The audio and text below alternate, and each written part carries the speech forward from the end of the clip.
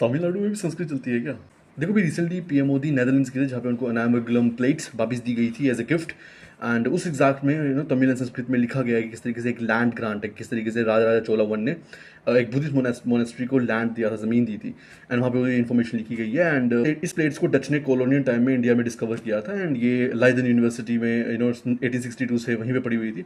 Dutch PM रोब जेतन ने ये गिफ्ट किया था पीएम मोदी को। और ये प्लेट अपने आप में बहुत इंपॉर्टेंट चीज़ है बिकॉज यहाँ पे 21 लार्ज कॉपर की प्लेट्स थी एंड 3 स्मॉल कॉपर की प्लेट्स थी। एंड इसमें हमें पता चलता है कि किस तरीके से जो इंडियन की एंशियंट सिविलाइजेशन एग्जाम्पल चोला एम्पायर का मैरीटाइम डोमिनेंस कितना भयंकर था एंड उनकी ओवरऑल हार्मनी कितनी थी रिलीजियस एंड एक्सेट्रा लेवल्स में। और वहाँ पे संस्कृत सेक्शन का एक लिखा गया है कि किस तरीके से 11वीं सेंचुरी के टाइम पे वाहवाही की गई है, किस तरीके से किंगडम ऐसा था लंगर पंगड़, मतलब काफ़ी प्रेजेस किए गए हैं। तमिल सेक्शन में लैंड की ब्यूरोक्रेसी, गवर्नेंस एक्सेट्रा के बारे में बताया गया कि किस तरीके से चोला एम्पायर में एक्सेट्रा गवर्नेंस होती थी, किस तरीके से हमारी ब्यूरोक्रेसी थी उस एग्जैक्ट टाइम पे।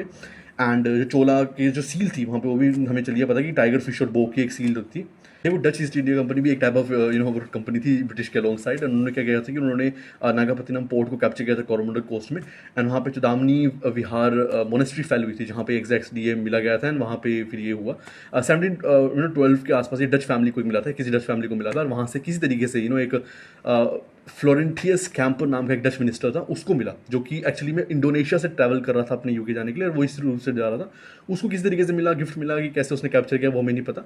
एंड धीरे करके उस फैमिली ने जो उसकी कैंपर की फैमिली थी उन्होंने यूनिवर्सिटी को डोनेट किया था। एंड हेंस वो भी रिसेंटली नेदरलैंड्स ने वापस गिफ्ट किया as a gesture of respect and stuff. And हमें काफ़ी हद तक पता चलता है कि किस तरीके से संस्कृत एंड तमिल दोनों एक ऑफिशियल लैंग्वेजेस थी तमिल एंड उस रीजन्स में essentially, which is pretty exciting.